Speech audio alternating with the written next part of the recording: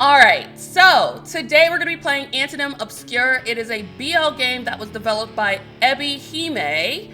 Ebi Hime is known for their Yuri games, but they have dabbled into the world of BL, and this is one of their latest games. I have actually had my eye on this for a minute, and I'm really excited to give it a go. Let me pull up the game page like an adult.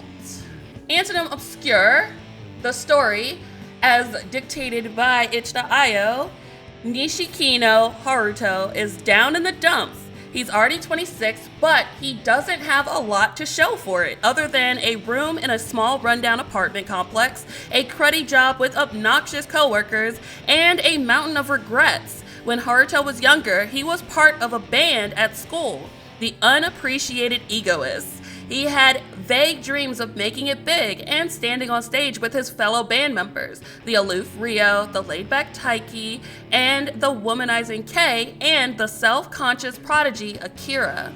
But Haruto's dreams didn't pan out, and the band eventually dissolved. The Unappreciated Egoists went their own ways, and that was the end of that.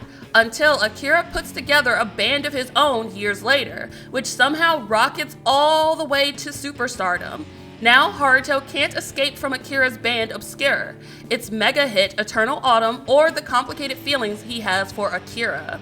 Haruto resents Akira for his success, but he finds himself drawn to his former friend regardless. When Haruto learns that Obscure will be playing locally, he begins to wonder what will happen if he sees Akira again. And does Akira even remember who he is? I'm excited. I do love a good music story. I don't know why. I just love stories that surround bands and music. And I like the complicated emotions. This is on itch.io, and it was released for Yaoi Jam 2025. It is a kinetic novel, so there are no choices. Let's do it. Let's start Antonym Obscure. I can't stand the song Eternal Autumn, which is pretty unfortunate since it's really freaking popular. Oh my god, the art is so cute. Anybody who's anybody knows Eternal Autumn. It's so beloved. I'm afraid it really will wind up being eternal. Yeah, that sucks. It only came out 6 months ago, but it's one of those songs with staying power. Kind of like Barf, Gag, Wonderwall. Not Wonderwall! Sounds like we're a hater. Wonderwall is iconic. Don't ask me. In fact, if you've heard Wonderwall, you've heard Eternal Autumn. They sound kind of similar. They're both rock songs, ostensibly at least, but they're super schmaltzy with these simple chord progressions and these whiny sad boy vocals. Good God! Wonderwall is not that bad! Wonderwall is catches strays for no reason. Not we're a judgy little bitch.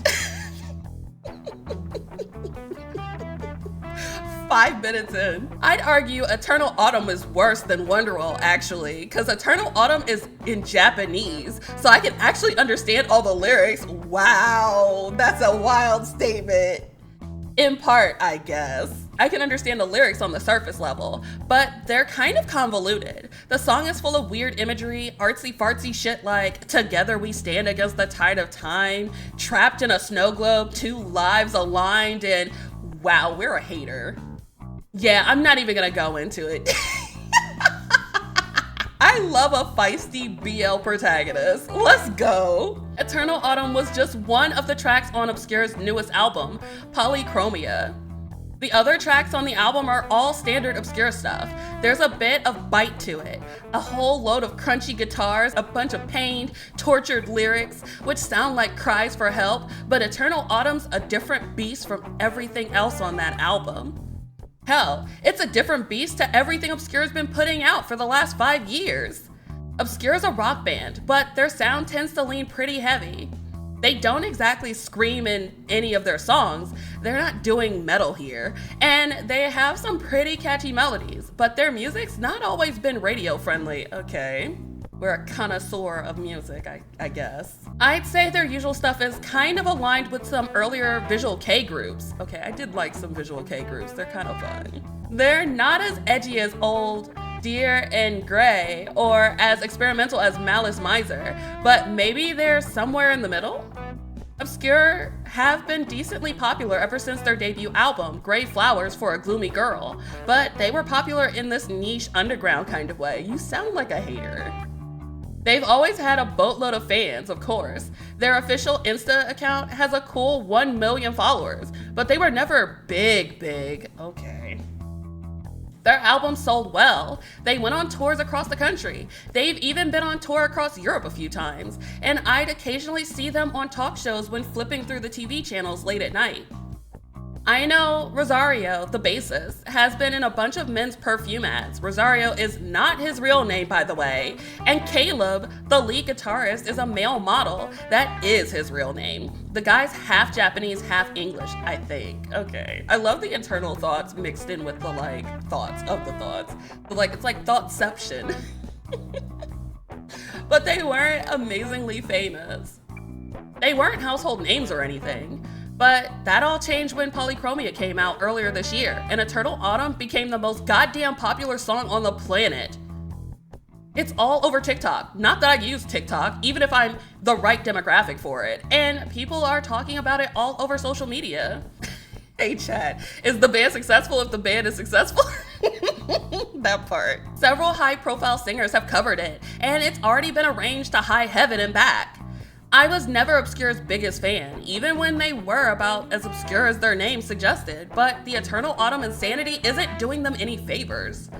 Lately, it feels like I've not been able to go a single day without hearing it. I just stepped out to go Christmas shopping for my family and my few friends, but I've been dogged by Eternal fucking Autumn for the last 2 hours. Okay, you're a petty little bitch.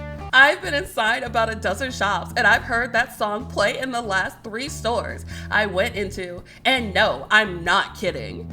It's December, so you'd think these stores would have started playing Christmas music already. I think I'd welcome that actually over Eternal Autumn, but no, I can't have what I want. That would be too easy. Hearing a song that is super popular just everywhere, it is annoying as hell. So I get it. Kinda. Fuck. I can't stand that song. Not the breathy vocals or the flanger effect on the guitars or the lyrics that should be insipid, but they actually sound kind of deep and poetic the more you listen to them, and that's it. I'm officially over this. I was able to buy a few gifts without going postal, at least, so I'm going to count that as a victory. I might as well head back home now. I still want to buy a few more things, but I can do that later. I'd like to think this little shopping excursion was a net positive, even if I was non-consensually subjected to Eternal Autumn more times than any man should be. And besides, it's early December in Hokkaido, and it's really freaking cold. Since I've gotten most of it over and done with, I might as well go back now. I still want to pick up a couple of gifts for my friends, but thinking about it, we aren't all that close. Aww. I do have friends. I'm not completely pathetic. Please, don't look at me like that. But they're not BFFs. As a guy, I feel like it's hard to make close friends in general. Men tend not to get too touchy-feely, and we don't tend to be all that emotional either. I can't speak on that.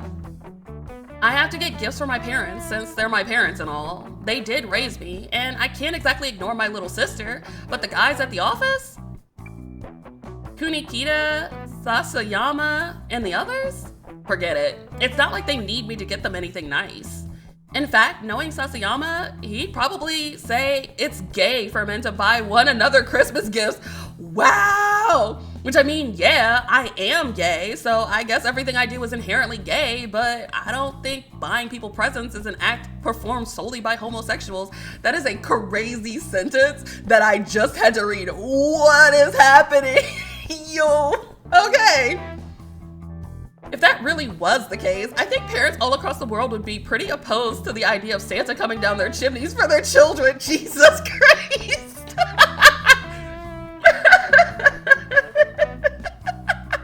That is so funny. Well, whatever. It's cold, I'm tired, and I don't want to bother buying gifts for Sasayama so he can roll his eyes at me and say, thanks man, but I'm still not gonna get off with you. What? If that's what you're after, wow, that's a crazy statement. I just want to go home. Me too.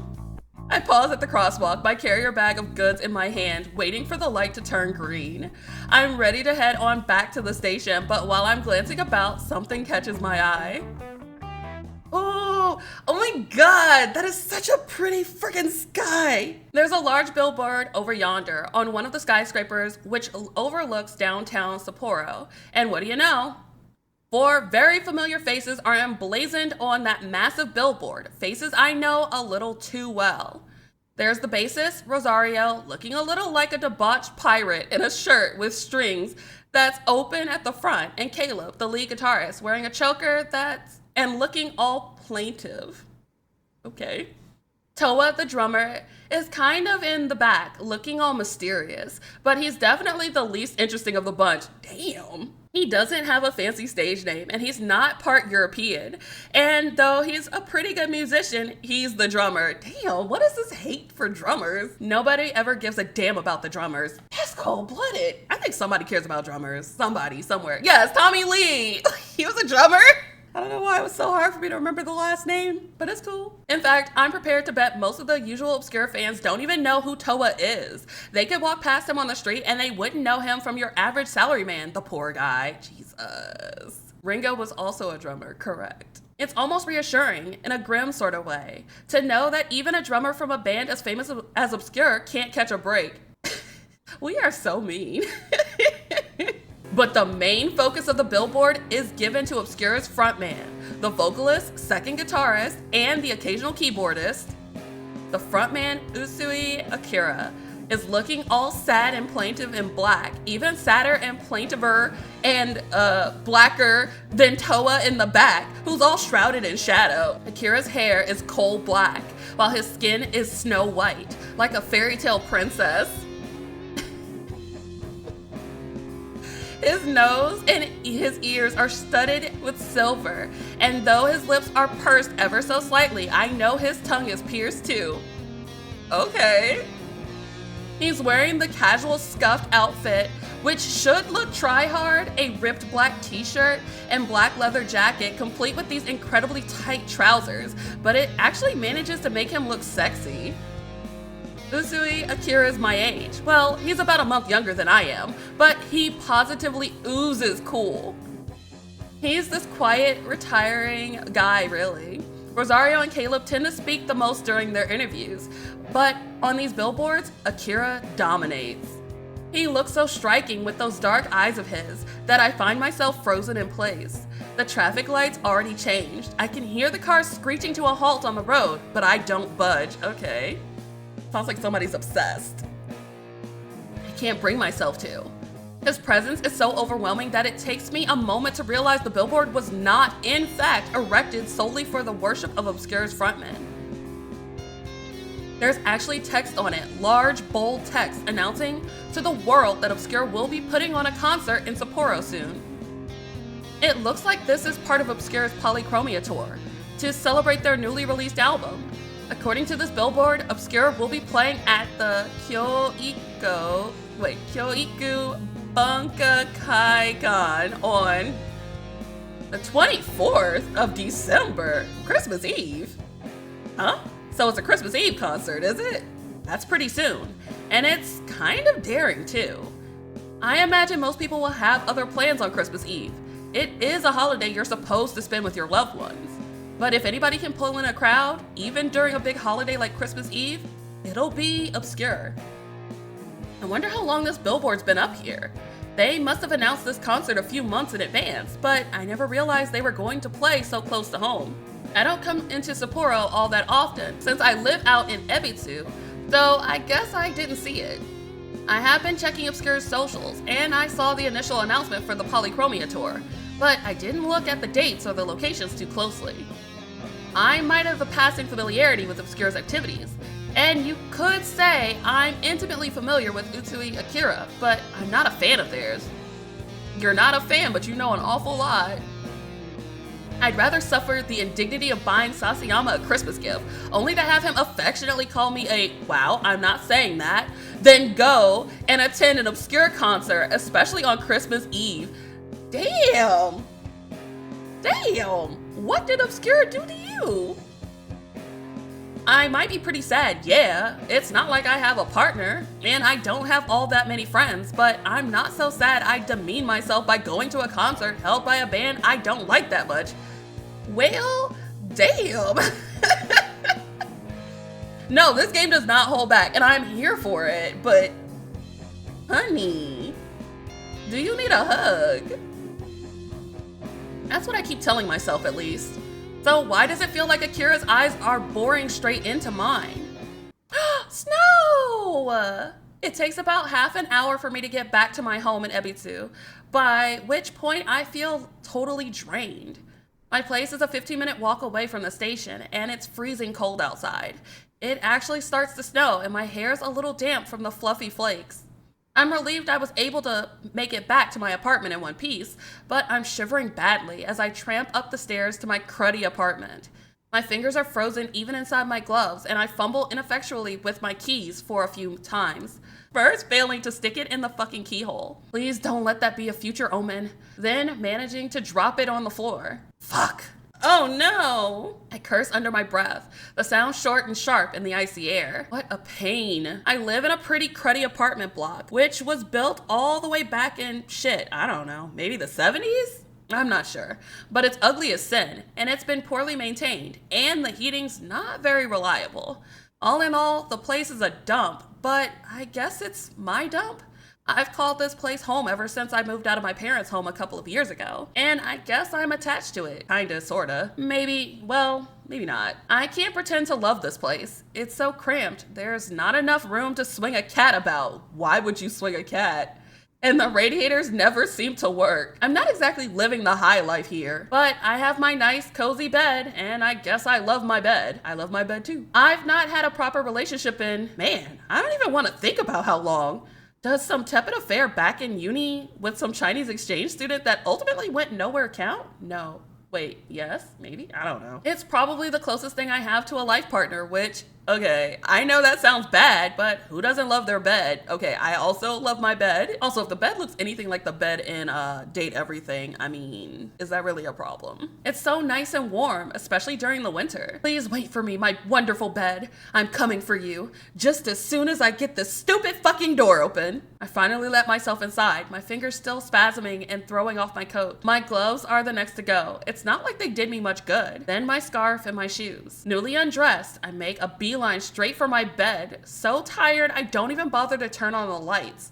Also, not in your outside clothes, friend. I'm dimly aware that I should change out of my hoodie, which is damp and cold from the snow, yes. But I don't have the energy for that. You don't have the energy to kick off your pants? I don't understand. I just want to lie here and vegetate, while the wind sighs outside and the snow drums against my window pane. I've not been lying here for all that long, but I can feel myself thawing out already. Sleep is beginning to settle on me, just like the snow that's piling up outside. Oh no, but a familiar face keeps swimming before my eyelids, no matter how fiercely I bury my face against the pillows. I can't stop thinking about Akira. Oh! I wish I could say that this is a first for me, lying awake at night thinking of Obscure's frontman, but this happens more often than I'd like to admit. It's been hard for me to avoid thinking about that stupid band, and it's gotten even worse since Eternal Autumn blew the fuck up. I know it's because of Akira that Obscures have become so, well, unobscure, despite their stupid name. Eternal Autumn has to be one of Akira's songs. It has his fingerprints all over it. Eternal Autumn is a love song through and through, but there's a melancholy undercut to the whole thing. Cold, sharp fragments of pain wrapped up in cotton candy. Okay. We know a little too much about this band and Akira. There is a history here. The song is full of regrets, so much so it's positively bursting at the seams. It's a song of days gone by, of a romance unfulfilled. It's about you, my guy! It's about you! Oh my god, this is giving vibes. Like, it's a song about a love story which never had a happily ever after, which advanced far enough to have a once upon a time. Oh my god, is this Given or what? It's a song about the past, days we'll never get back. It's a song about Akira, and I'm pretty sure it's a song about me. Despite my supposed hatred of Obscure, I still find myself reaching for my phone in my back pocket. I slide it free, though it's a little awkward to get it out under the covers, then start to search. I bring up a familiar YouTube channel, one I've been subscribed to for 5 years, ever since Obscure debuted. Then I click on the most viewed video by far, Eternal Autumn, with its whopping 300 million views. That's crazy. I set the video to play, and from the very beginning, I'm entranced. For a moment, I even wonder if Akira is thinking about me, if he knows I'm still watching him. Stalker. Does he know that I never once forgot about him? Oh, this is heartbreaking. And would it even make a difference at this point if he did? It might have been 8 years since Akira and I went to school together, but I can still remember what he looked like, what he acted like. I can remember it only too well. Flashback!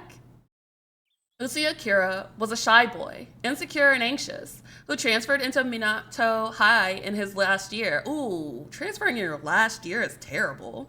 He moved to Sapporo with his mother when he was 17, though I don't think he moved too far. I'm pretty sure he told me he was born in Hokkaido, only he came from a city a little further north. I don't remember all the precise details. It's been a while, and we had a lot of meandering conversations peppered with meaningless words. He told me a little about his family, about his father, who had divorced his mother to marry his secretary. Why his secretary of all things? Isn't that a little cliche? And his mother, who had done her best to raise him on her own. He told me a little about his old schools he'd been to, and how he'd been teased for being so shy, unusually so for such a tall boy. But we mostly talked about music. I used to play the drums while Akira was, still is I guess, a guitarist. We played different instruments, but I dabbled a little when I was younger, so I knew some of the basics. He'd ask me for advice, and I did my best to help him. I tried to give him moral support. Or maybe it'd be more accurate to say I tried to give him a kick in the backside so he could stand on his own 2 feet. I'm not sure how I felt about Akira, even now. I think part of me found his self-effacing attitude annoying, but another part of me envied his skills. He really was talented.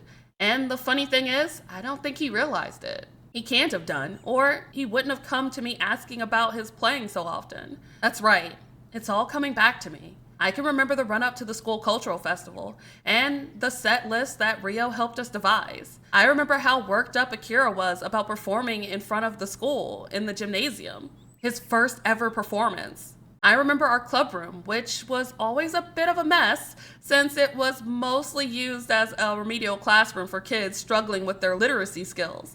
Colorful educational posters that would have been more suitable for primary school tacked up on the walls. I remember the faint sticky smell of cherry soda which permeated the air after Kay accidentally dropped a bottle of the stuff during one practice session and it splattered everywhere.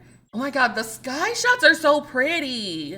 And I remember the washed out sunlight of the setting sun as it filtered in through the blinds, hitting the beige wall opposite in stripes like tiger's pelts. Oh wow, this is such descriptive writing. I remember... He's a Makane! Ah! So cute! Hey Haruto. I was fiddling around a little with the arrangement of Sakura Panic, and I think the bridge between the verse and the chorus sounds a little more dynamic like this. Would you mind if I showed you? Huh? I glanced at Akira disinterestedly, a rag in one hand and a bottle of disinfectant in the other.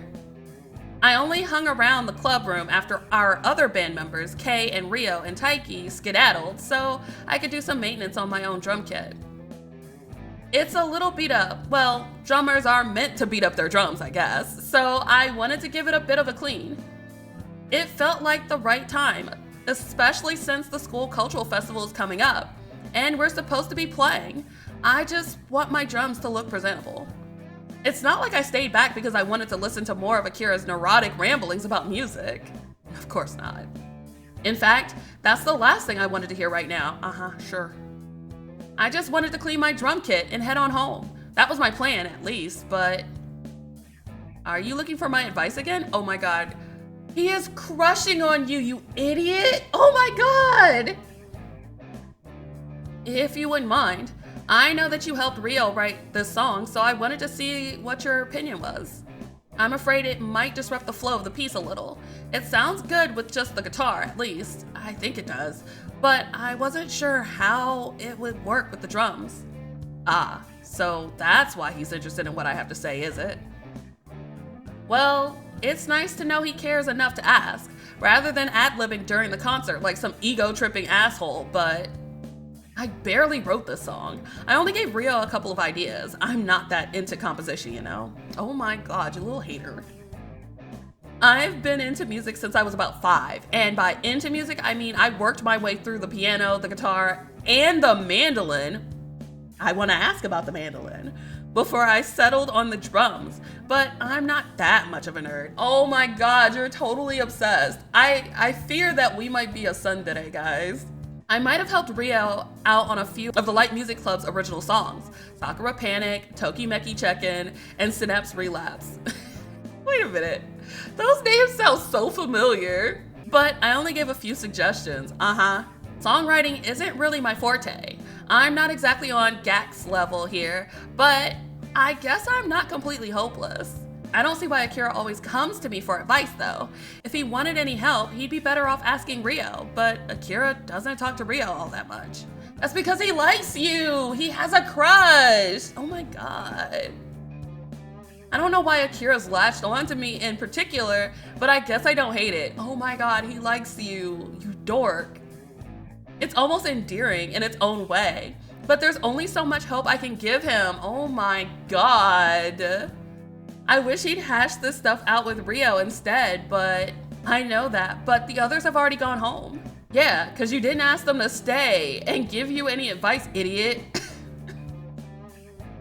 Why are we so mean to him? He clearly loves us. I can't really ask them now. And anyway, you're a little easier to talk to than the others. We are in the same class and all, so do you mind taking a listen? Jeez, I can see my plans turning to dust already before my very eyes, but what choice do I have? He's asking so nicely. I'd feel bad if I told him no. I don't want to upset Akira, but maybe this is why he always asks me for advice, rather than Rio or Kei or Taiki. It's cause I'm the only bleeding heart in the club who indulges him. Oh my god. This man is annoying me right now. He is in love with you, be nice to him. But then again, I do love when they are a little feisty and they fight their feelings. Taiki's too busy helping out at his parents' store to hang out around the club all that much. And I know Kei's been busy hanging out with his girlfriend. And Rio? Well, I don't really know where Rio fucks off to. He's pretty mysterious like that. Still, I don't have any real plans other than reading manga in my room until Mother calls me down for dinner, so alright, fine. If you want to play for me that bad, you might as well. Let's hear what you've come up with. Right, thank you, Haruto. Oh my god, look at that smile! Ah, so cute. It's no problem. Now, are you gonna hurry it along? Some of us have things to do. Like, read the latest chapter of Bleach. Wow. Okay, it's so weird to see a visual novel that actually references the things that it's talking about.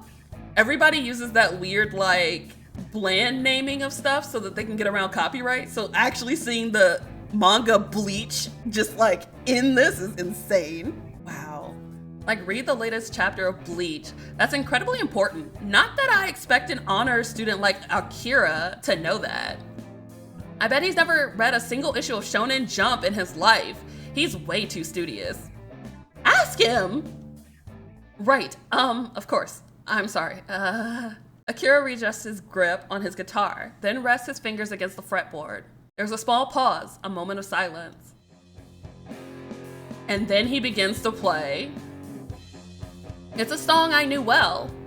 Though maybe I should say this is a snippet of a song I know well. This is Sakura Panic, one of Ryo's originals. It's one of the tracks we're planning to play, and by we, I mean the Unappreciated Egoists. That's the name of our band at the school cultural festival. Okay, this track is kind of fun. We have a pretty slim track list comprised of only 5 songs, 3 original and 2 covers.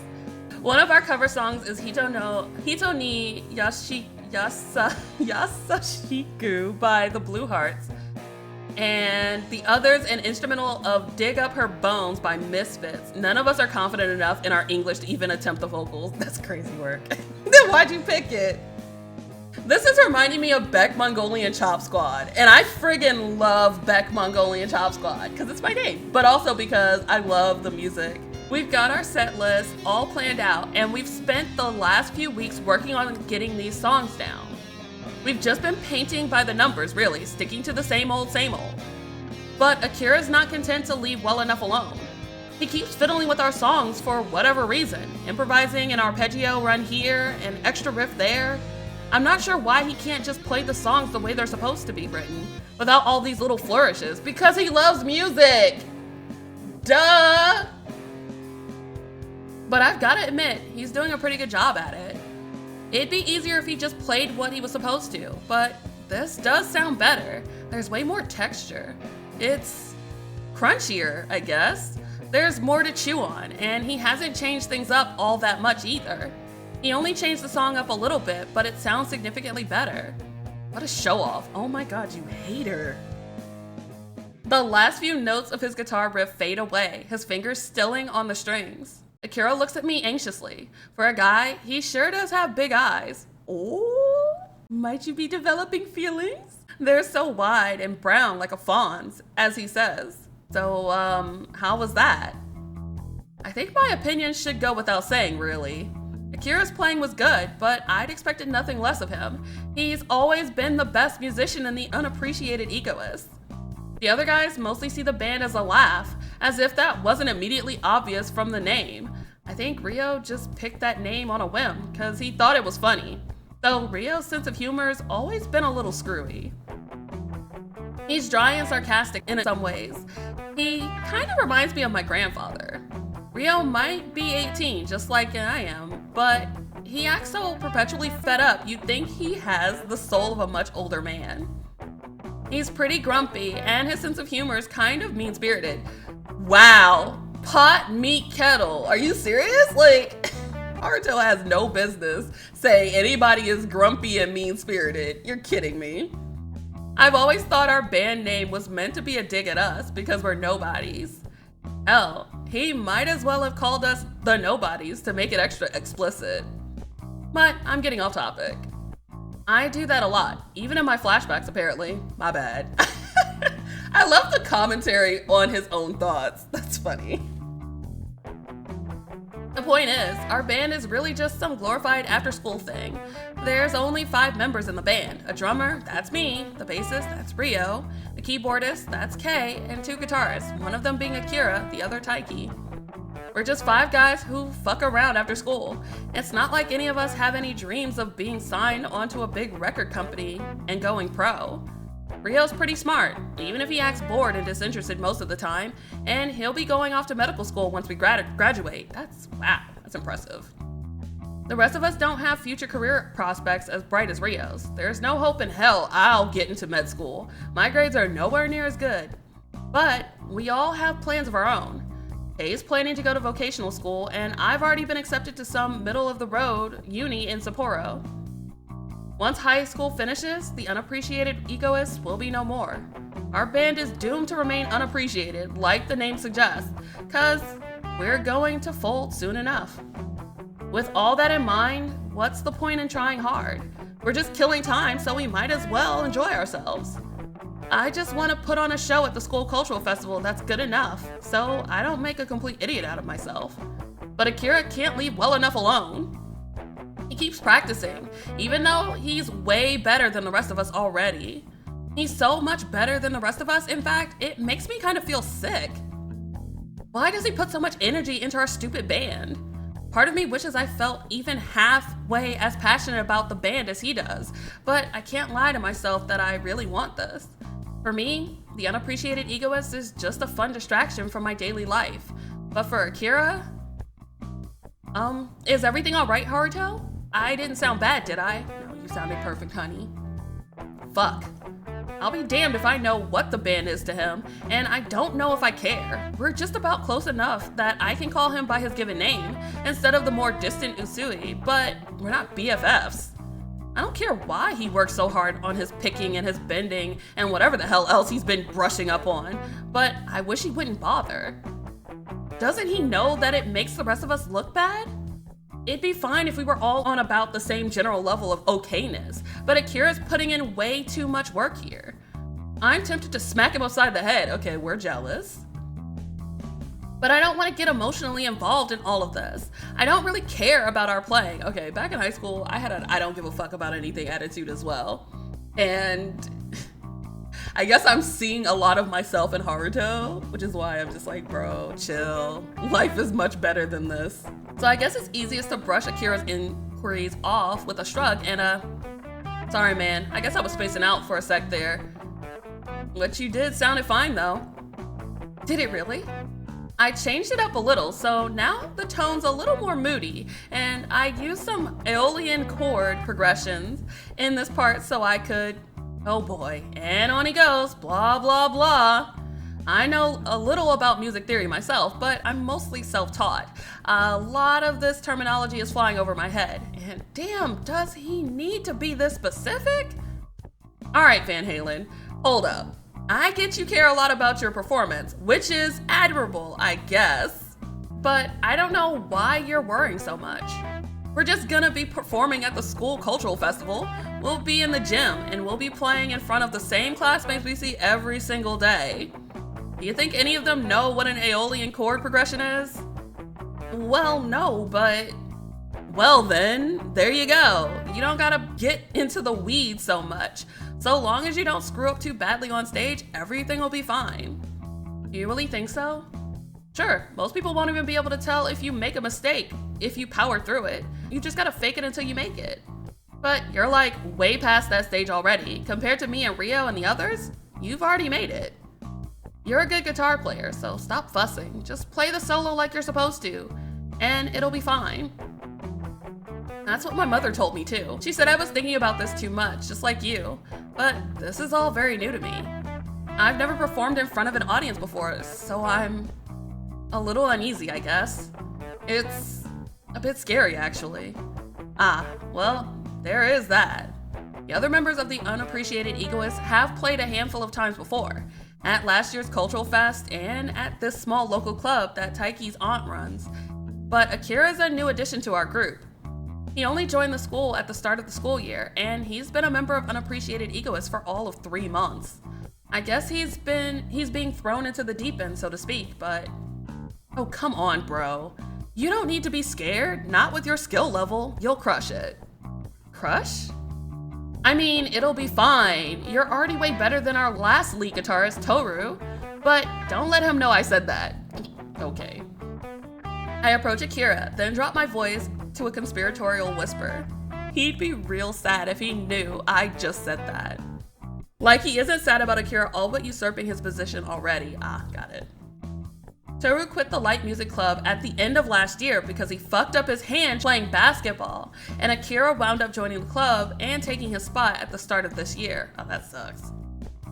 I think Toru's a little sore about it, but he's always been more into basketball than he was the guitar. His playing was sloppy, and he was always making mistakes. Akira's far, far better than he ever was, and he's a good deal better than Taiki too. Come to think of it, maybe that's why Taiki's been helping his parents out at their store more lately, instead of hanging behind to practice. Maybe he doesn't want to be shown up by Akira. Ooh, that sucks. That might sound kind of petty. The king of petty calling somebody else petty is crazy. But if that's the case, I get it. I wouldn't want to be shown up by Akira either. Oh, right. Akira flushes. I guess he's the type who's weak against compliments and glances to one side.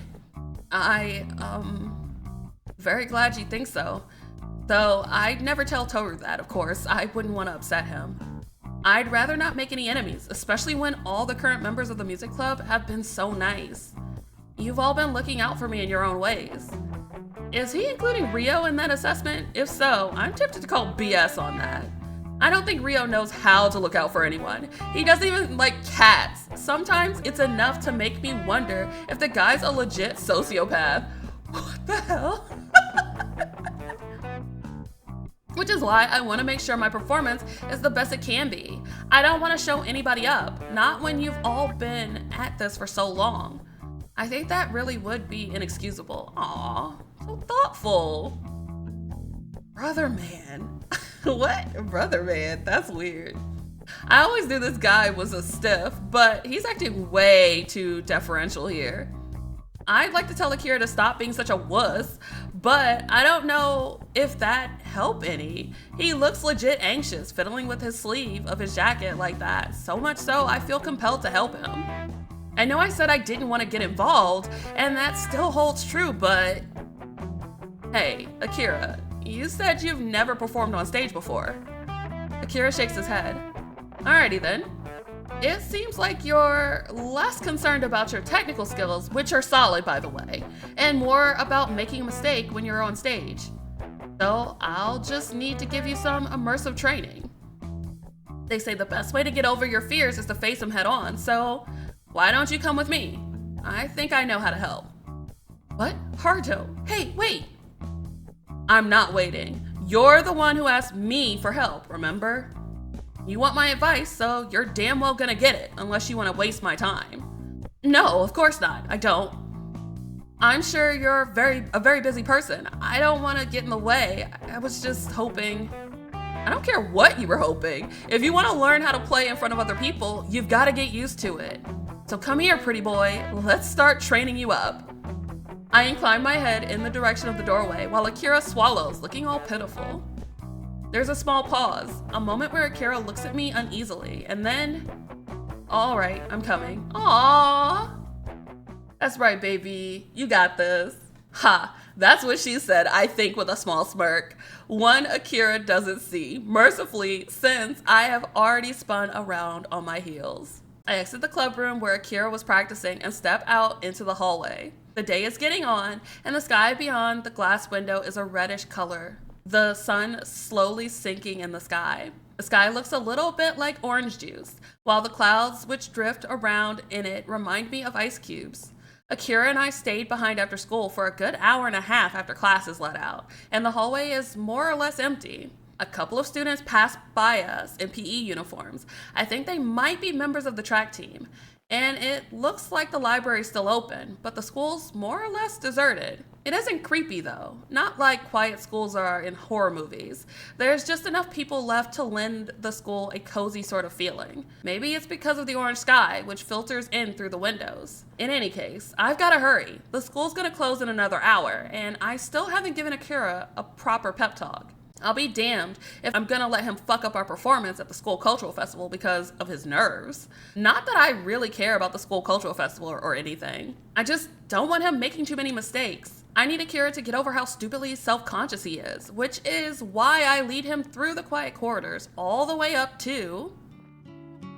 are we allowed to come up here? Are they going on the roof? It's fine, I have a key, see? I hold up a key in my right hand, a silvery thing which winks in the sunlight. Oh, they are on the roof. Oh my God. Okay.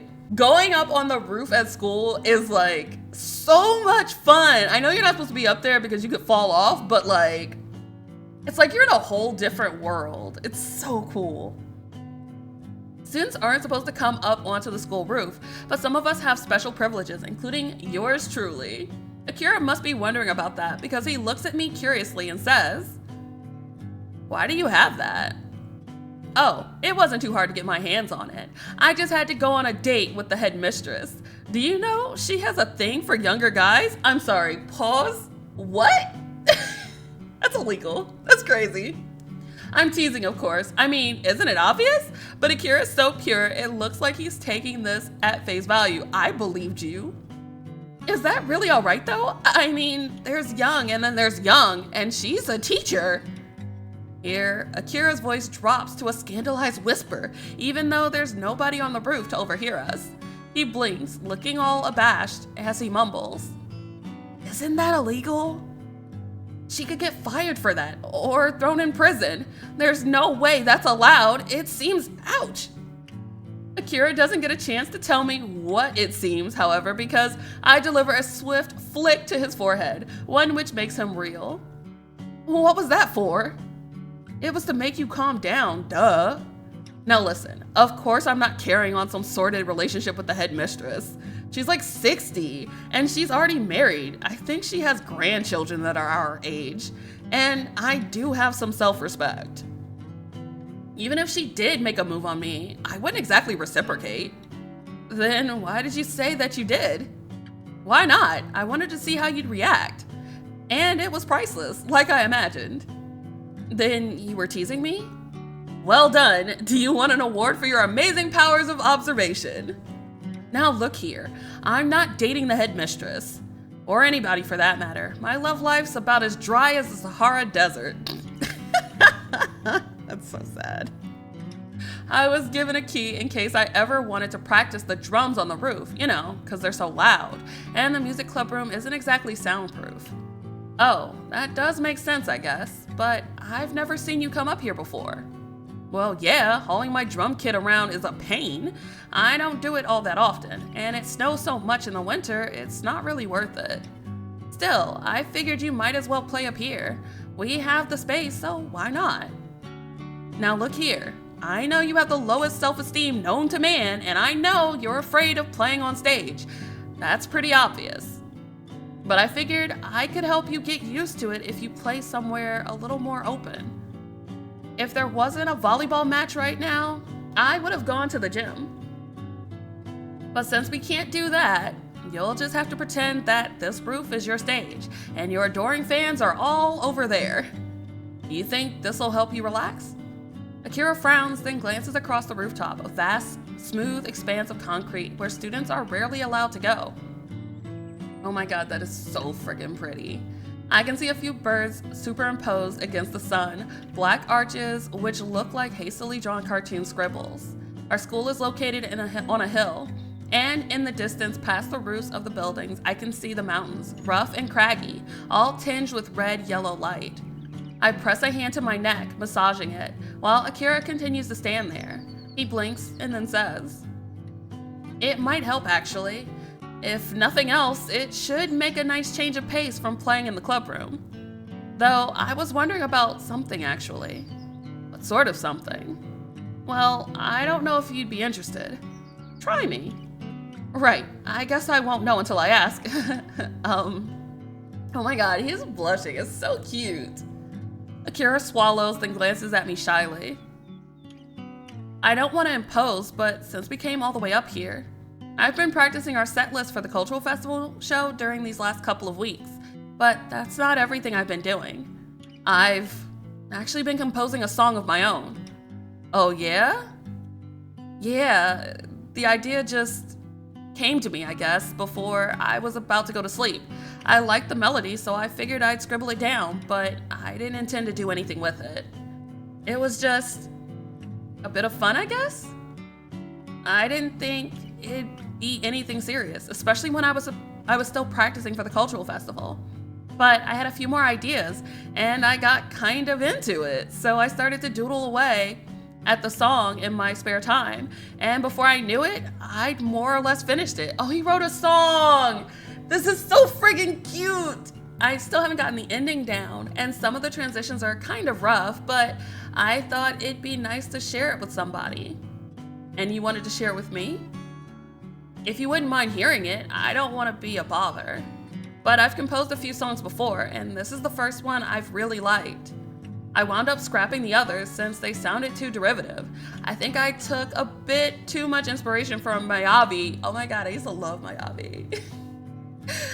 But this one stood out to me. I think it sounds nice. If that doesn't sound too big-headed.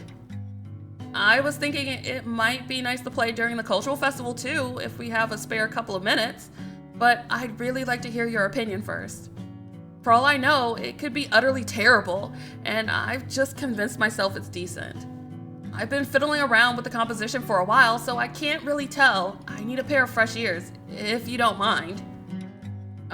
So Akira wants me to be his audience, does he? This is nothing new. He's always asking for my opinion, but he's never asked me to listen to an original composition of his before. He likes to put his own spin on existing songs, like he did with Sakura Panic earlier, but he's always modifying somebody else's work, Ryo's in this case, in the case of Sakura Panic. I didn't know Akira composed his own songs, though maybe I should have. He seems like the sort who would. I'm actually impressed he was able to work up the courage to ask me to take a listen to, and potentially tear into, something he wrote himself, but you said you wanted to play this at the cultural festival? If there's enough time, and if it's good enough, of course. I don't really know if Ryo would be alright with it. I think it might be a bit too sentimental. Okay, this is reminding me of, it's reminding me so much of Dreambound. Well, I wonder. I don't know. I can't make any final decisions. I'm not the leader of the band, but it's probably too late to change our plans. I mean, we only have a week left until the show. It all seems a bit last minute, and you know how Rio gets when it comes to planning shit. Oh, right. Of course. All that awkward laugh, honey. Akira laughs awkwardly, in this very Akira way, so mild-mannered and self-conscious, it kind of makes me want to deck him. Oh my god, why are we so violent? Isn't he supposed to be a guy? Why is he so shy? Hell, he's way taller than I am. You'd think he'd be more confident, but I guess not. He's nothing like Kei and Taiki, and he's definitely not like Rio. He's not quite like any other guy I've met before, but I still want to look out for him. I wonder why that is. Oh my god, because you're in love with him! I'm sure my little sister would snicker at my ignorance and direct me to some of the seedy boys love drama CDs she likes so much. Yes, your sis gets it! If I want any help answering that question, but that's not an avenue I'm prepared to go down. It's not like this is a gay thing. I just want to support Akira if I can, because he's more talented than he gives himself credit for. Sure, it's not a gay thing. He's a gifted musician, but he can't seem to see that. Oh my gosh, keep telling yourself that's what it is. Why is it always the most hardworking people who are the most blind when it comes to recognizing their own abilities? It's actually really irritating. Well, you're right about that. I wouldn't want to ruin Rio's plan, especially when we've been practicing the Blue Hearts cover. But I'd still like to play the song for you, just to see what you think. Oh, come on. It's fine if we can't play it at the cultural festival. It probably isn't ready for that, to be honest. It's still a rough draft, like I said, but I would like some feedback. Would you mind? Oh my god, let him play for you. Sure, knock yourself out. But not literally, of course. Oh my god, why are you such a butt? Just say yes.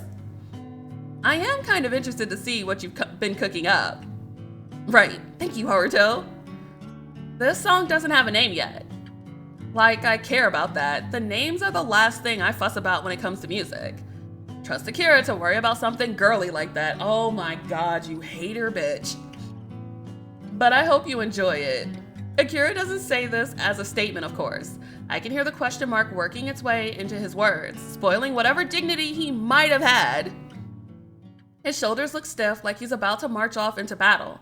And, geez, why is he shaking so much? That's not gonna do him any favors when he starts playing. He's messed up already before he's even pressed his fingertips against the frets. That's what I think, at least. But then Akira starts playing this nameless song, his work in progress. All of my pessimistic thoughts are soon silenced. Oh, this is so soft. Akira's song is, well, it's soft and gentle, and it's more melancholy than I expected.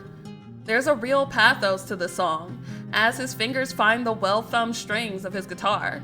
It's a deceptively simple song. The chord progressions aren't anything special, and the fingerwork doesn't seem too fancy, but though the BPM is a bit on the slower side, it's not really a rock song. It feels more like a ballad. There's something haunting about it, almost ethereal. It's beautiful. Yeah, I guess that's the best way to describe it.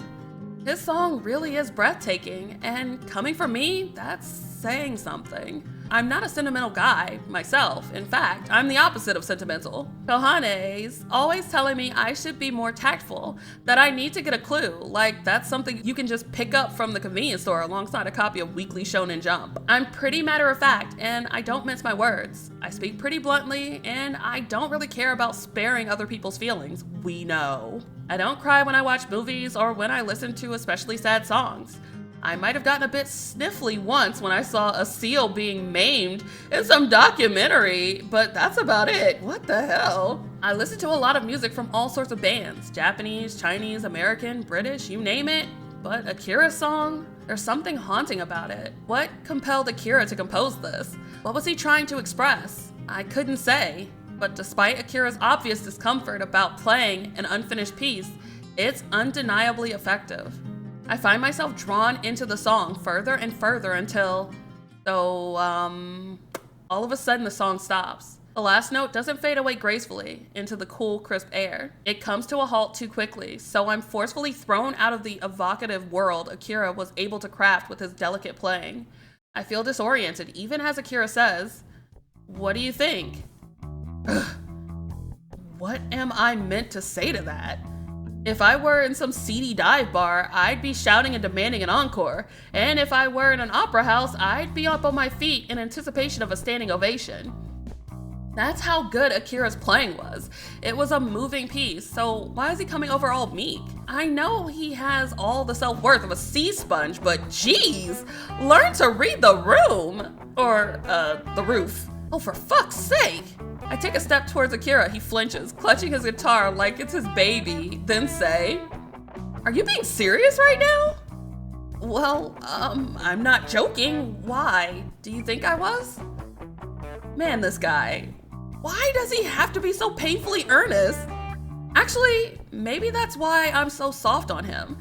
He kind of reminds me of that unfortunate seal I saw in that nature documentary. Oh my god. No, I think you're being serious. But that pisses me off even more.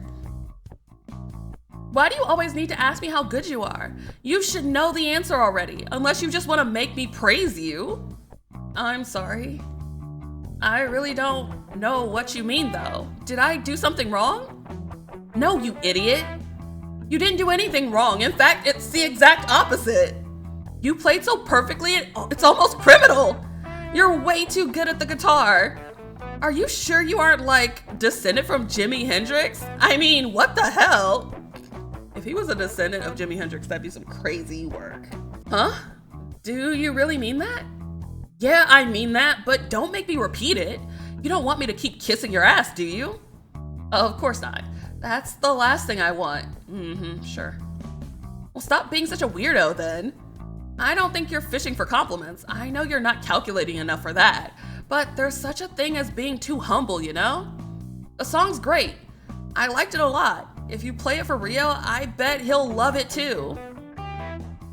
Do you think so? Yes! Well, as much as Rio can love anything, I know he can be a bit of a dick, but he does have a heart. At least I think he does. He might not like cats or small children, but he can tolerate Nanami, though he can't be all bad. Not cats and small children. If you play that song for him, just like you did for me, I'm sure he'll let you add it to our program somewhere. Really? Yes, really. I'm not just saying these things, you know? Don't look so, I don't know, grateful? I'm not trying to be nice. I'm telling the truth. If your song sucks shit, I'd tell you that too. But it didn't. Worse luck. I know this sounds mean, but part of me, a petty, vindictive part, almost wishes his song did sound bad, so I wouldn't have to praise him so effusively. It's pretty embarrassing, but I don't think Rio will have an issue with it, even if he can be kind of precious when it comes to preparing shit. I don't know if that's the right word. I guess it is. Your song's better than any cover though. I think it'll go down well, even if I happen to like the Blue Hearts. And if nothing else, I'm sure the girls will love it. The girls? Akira blinks at me from behind his thick glasses, wide-eyed, as though I just said something outlandish, something like, the man-eating predators will all love you. Though knowing some of the girls at this school, that might not be too far from the truth. None of our female classmates are evil aliens. Well, not to my knowledge. I don't really understand half of the stuff that Nanami and her gang come out with, though. But they can be kind of tough to deal with. Akira smiles vaguely, in a shy, awkward way, as he says, I'm not sure about that. I don't know if there's anything all that interesting about me. Oh, shut up, you're adorable. I doubt the girls at this school would care. Well, that's where you'd be wrong. I don't see the appeal myself, but you have this kind of sad, kicked puppy look. Oh my god, why are we so mean? Damn. For some inexplicable reason. And doesn't Nanami like you? Nanami? You know, Rio's friend, the one who always rolls her skirt up? The flashy girl? Oh, maybe she does? If I'm honest, I've not been paying all that much attention to, any girls. I've been too busy practicing. I want to keep getting better, so you're gonna ignore every single girl who looks at you. Oh well, that's your loss. I can't say I get it myself. Though, maybe I kind of can in Nanami's case. I don't know if she'd make a good girlfriend. She's so aggressive. What the hell? My mother says I probably do well marrying an aggressive woman, so she can whip me into shape. I can get kind of lost, I guess, on my own, in my own world, I mean. Well, I can see that. But I think it's important to keep practicing. I don't want to let you down. Aww. Right, like... Haruto is super aggressive, which is why they're perfect for each other. They need to kiss. And then after the cultural festival, I want to tell you something. It's important. Are you gonna confess? Why are you in love with this asshole? Why after the festival specifically? Well, sorry, but it's a secret. Oh my God, not the music getting soft again. Please, if you say it like that, it's only gonna make me even more interested. What's so important you're gonna make a huge production out of it, but you can't do it until after the cultural festival? Well, wait, don't tell me. This isn't gonna be some sappy TV drama, is it? You aren't dying of cancer, are you? It's a bit of a long shot, to be honest. I'm just pulling some bullshit plotline from one of my sister's favorite TV shows, and I don't expect to hit the mark. In fact, I'm actually hoping I'm mistaken. I'd feel awful if it turned out that was the truth, so I'm relieved when Akira yelps. What? No, of course not. I'm fine. Why would you assume something so morbid? I don't look sick, do I? You are a bit peaky, yeah. You're so pale. In fact, you look like you never go outside. Are you sure you're not anemic? Wow. My mother asks me that sometimes too, though my doctor said I was fine during my last checkup. I think I'm just a pale person. You are. But no, this thing I want to tell you about isn't that serious. It's more... Oh no, he's stealing himself. I have a lot going on, I guess, getting ready for the cultural festival. I've been worrying about it. It's the first time I've ever performed in front of anybody else, so I don't want to risk making things awkward. I'd rather do a good job at our performance than speak to you about this later. I don't want it hanging over me. Is he gonna confess? If that's all right. Huh? Personally, I find this all kind of weird. Wouldn't this unspoken important thing hang over Akira even more the longer he refuses to spill the beans? But sure, it's your life. You've got to do what you think is best for you. And you have to look after yourself too. You need to be in good shape if our concert's going to succeed. You're the best asset we have. Do you really think that? Duh. Everybody knows you're the best member of our band. You're way, way more dedicated than that womanizer Kay, and you put in more practice than the rest of us put together. We'll be counting on you. Don't screw up, otherwise you'll never get to tell me whatever it is you want to say. Right, I'll do my best. Oh my God, that smile is so freaking sweet. I can still remember the way Akira said that, the way his brown eyes lit up, just like a puppy's. Oh, he's so sweet. He really did look cute back then, with his curly hair and his earnest enthusiasm. I'd only just started to think I might have been into guys, and I think his bright smile caught me off guard. It was enough to make me feel a little fluttery. But that was years and years ago. No! At this point, it's practically ancient history. Oh, is it? What happened after the festival? No! Go back! Ah! What am I doing raking up all this shit now? It's not like I can do anything about it. I never did get to hear what Akira wanted to say to me after the cultural festival. And now 8 years have passed. I doubt I ever will. Are you kidding me? It's pointless to even dwell on it, but I still find myself sighing. I was watching the official music video for Eternal Autumn, but it's since shifted away to some DVD rip of the concert Obscure held a couple of years ago. I think as part of their barbed wire and stainless steel tour? Anyway, this rip is high quality. There's a few sweeping shots of the concert hall, which is a pretty big venue. It looks like it can seat around 5,000 people, and a lot of close-ups of Akira too. I watch Akira, my brow furrowed, as he sings his way through an Obscure classic, one of my favorites. For a hater, we sure tend to listen to a lot of Obscure's music. This is from 0 to 1, one of their darker, grittier songs. Akira's singing it with real passion, his eyes narrowed, face screwed up as though he's in real pain. His piercings glint in his ears beneath the harsh stage lighting, and his eyes are dark with makeup. He should, by all rights, look ridiculous wearing his distressed fishnets, his eyeshadow dripping down his face like faux tears. We are so judgy. But irritatingly enough, it's the exact opposite. Somehow he manages to make the whole living corpse thing look appealing. Was Akira always this handsome? Yes! I guess he was a reasonably good-looking guy even back in high school, but I think his anxiety ruined his looks a little. Goodness! He was always walking around with his shoulders slumped, his eyes on the ground, as though he was afraid of making eye contact with anybody. Which, knowing how Akira used to be, he probably was. I think Akira had a few fans back then. I do remember at least one girl from our class giving him chocolates on Valentine's Day, but he didn't stand out in a huge way. Akira might have been handsome, but he was always too shy and self-conscious to capitalize on it. The Akira I can see on stage, however, looks nothing like the Akira I remember. He looks out at the large audience before him without flinching. He sings his heart out, his voice rubbed raw from the sheer intensity of his emotions. And as he sings, he manipulates his guitar with such dexterity, it's enough to make my breath sway. Oh my gosh. This is so cute and angsty. I would read the heck out of this manga. I used to joke back in high school that he fancied himself as the next Hendrix, but these jokes don't seem quite so jokey anymore. Akira was talented even back in school, but he's improved in leaps and bounds. Is it any wonder that Obscure has become so popular?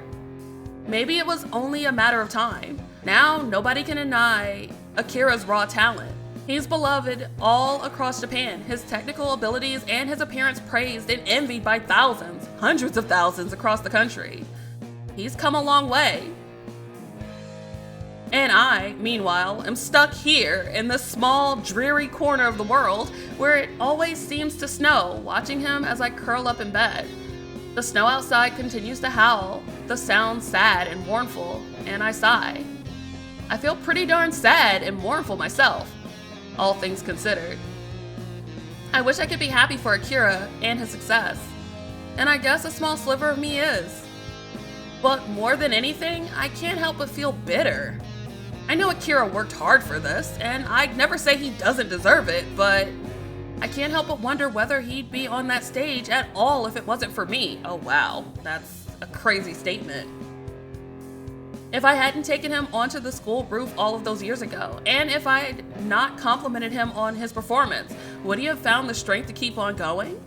Does Akira still remember that day? Probably every single moment of every day. And does he ever think about me? Yes, every second of every day for the last 8 years, he does.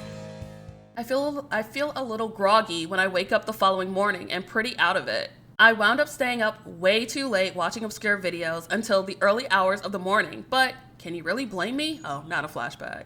I mean, yes, I suppose you can blame me for that, and quite easily too. I know I might not always sound like it. I can be pretty whiny sometimes, but I am a fully grown adult. I have a job and everything, and I even pay taxes. I tell myself that every day and hope that I believe it every day I say it. I'm a fully grown adult. I have a job. I pay taxes. I pay my rent.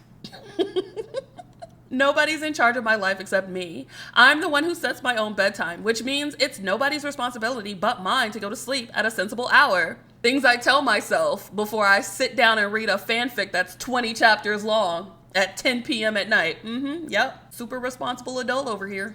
I really shouldn't have wasted so much time last night watching old obscure music videos and performances, and worst of all, interviews. But I couldn't stop myself. I must have been bitten by the obscure bug, or maybe you could say I fell down the obscure rabbit hole, because I wound up watching a whole load of YouTube videos one after the other until 4 o'clock in the morning? You know, I've done worse, never mind. It's a good thing today's Sunday, so I don't have to work. I wake up late, just after 11, and I feel exhausted. I lie in bed for a while, curled up on my side, contemplating my poor life choices. Oof, things I do every night. Before, with a theatrical groan, I force myself to get up. I might as well have a shower. I usually shower before I go to bed, but I guess I forgot yesterday since I was so obscure-brained. I feel vaguely disgusting, and I stink of stale sheets. I'm decently hungry too, since I neglected to eat any dinner last night. I wonder if I have anything nice for breakfast. I think I should have had some bread at least. I don't know if I want toast today. That doesn't feel filling enough. It's not. I'm not exactly the best cook out there, but I'm not completely incompetent. I can probably stick some rice in the cooker, and I should be able to make miso soup. I get ready to face the day, not that I have any plans, and an hour later I start to eat a very late breakfast. While I eat, I wind up on my phone, and like last night, I wind up searching for Obscure. Oh my gosh, you're so obsessed. Now that I'm slightly more awake, my thoughts turn to that billboard I saw yesterday. The one advertising the upcoming Obscure concert in the Kyobun on Christmas Eve. I wonder if I can find any more info on it. Let's see, how expensive are these tickets anyway? I commence a quick Google search, plunging myself even deeper in the rabbit hole, and then, damn, these tickets are pretty freaking expensive though. Of course, I knew they would be. We are talking about Obscure here, and I did leave it pretty late to start looking into buying tickets. The concert's in a fortnight, which is cutting it real close. You do not buy tickets that close to a concert, bro. When it comes to more well-established bands, it's best to try and snag tickets as soon as possible. Yes, that part. There aren't any tickets left for this show on any reputable sites. I can only find scalpers reselling tickets bought in bulk for 3, sometimes 4 or 5 times what they're actually worth. The prices of these tickets fluctuate pretty wildly, starting from around 50,000 yen to an absolute eye-watering 250,000 yen? Are you kidding? No. No, thank you. I'm good. I can watch a YouTube video. What the hell, man? I knew Obscure was popular, but I didn't even know they were this popular. Sapporo's Kyobun isn't even a big venue, for fuck's sake. I've been there once before, and I think it can seat about 2,000 people? I'm not sure. Maybe that's why these tickets are so scarce and expensive alongside it. I guess there aren't all that many on the market. There's no way I can shell out for one of these tickets, not even a ticket on the cheaper end. I don't think I have 50,000 yen knocking around in my bank account right now. Bro, agreed. Though I probably shouldn't dwell on that. It'll make me feel depressed. It's a shame, but I guess I have to give up on my idle fantasy of seeing Obscure. What would be the point in going to their concert anyway? I haven't seen Akira in years, and I doubt he'll be able to spy me from all the way up on stage. Life isn't a romance manga, or a boys love drama CD for that matter. These chance encounters years later between 2 estranged childhood sweethearts don't just happen. The world doesn't work like that. That's what I tell myself, at least.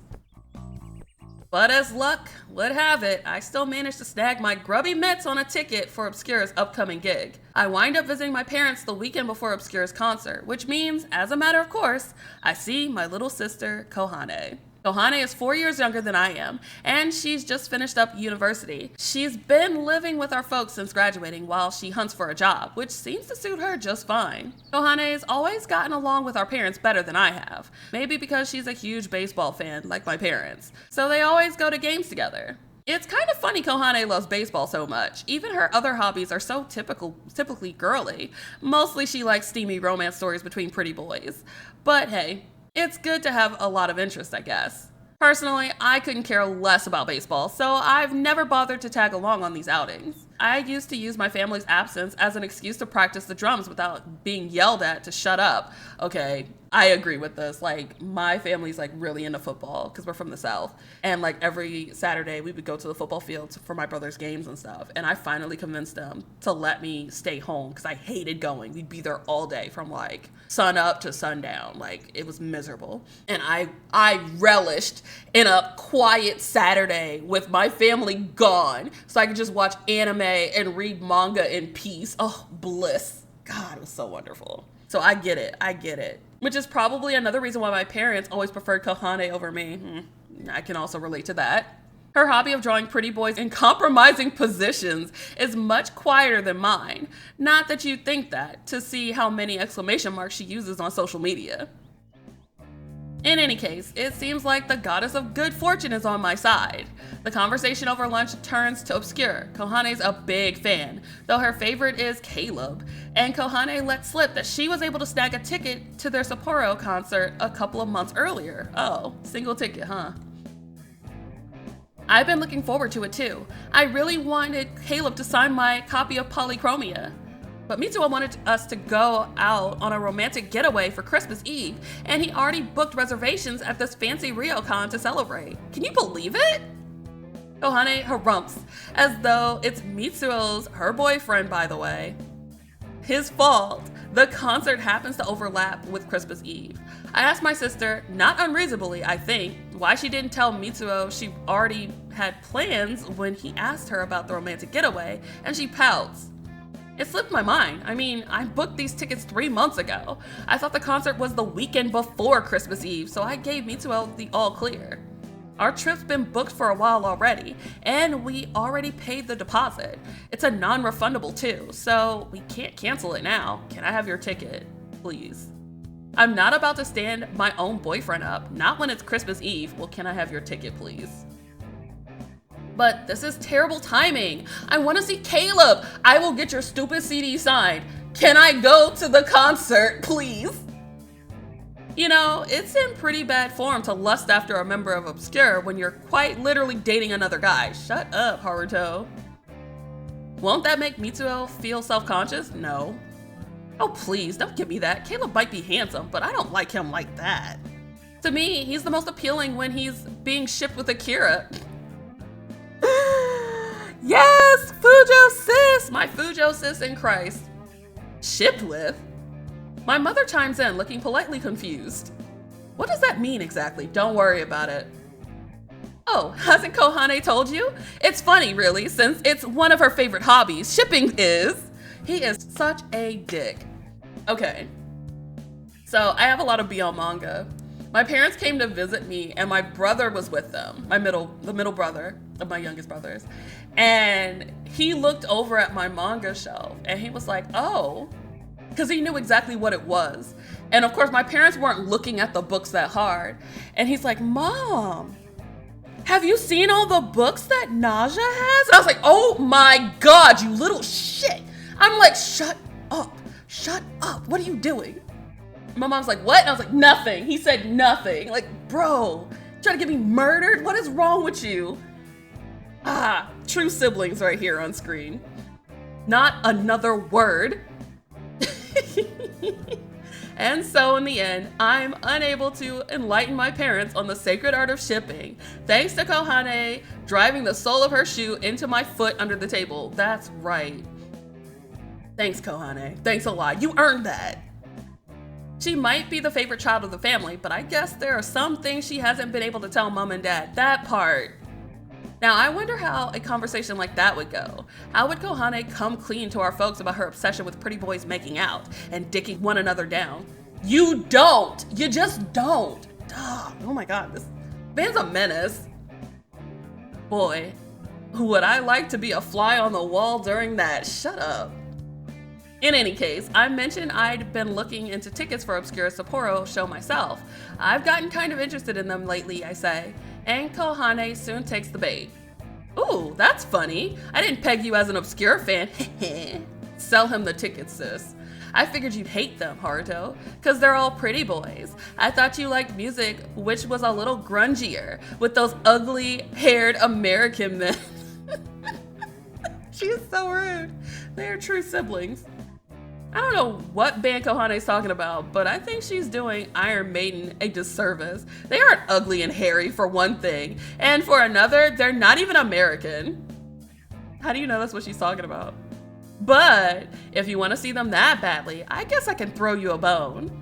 It'd be a shame to waste my ticket, and I don't want to resell it. That sounds like a huge hassle. I don't want to deal with any randos online trying to scam me. It's funny you should say that when all the tickets I've seen online were from scalpers. I'm the one who feels like I'm being scammed here. Pay your sister what you owe. It's awful, isn't it? Seeing people overcharging for tickets like that? I guess I could try getting in on the action myself, but it'd be easier if you took the ticket, so I don't need to worry about posting on any shady websites. You don't have any plans next weekend, do you? Oh gee, I don't know. It might be hard to get time away from my harem of adoring girlfriends. It's tough being the massive babe magnet that I am. In your dreams, Haru. But yeah, I think I might be able to swing it if you really don't mind. Of course not, I'm offering. Why don't you look at it as an early Christmas present? Oh, that's really nice. I'd have sold it to him. This way I won't need to worry about buying you anything. It's a win-win. Right, thanks Kohane. Love you too. They are written like true siblings. This is how siblings interact with each other, and I love it. And so, in the end, I'm able to secure a ticket for Obscure's show, just like that. To be honest, it all seems a little too convenient. I didn't think a chance like this would fall into my lap so easily. But now the opportunity has arisen.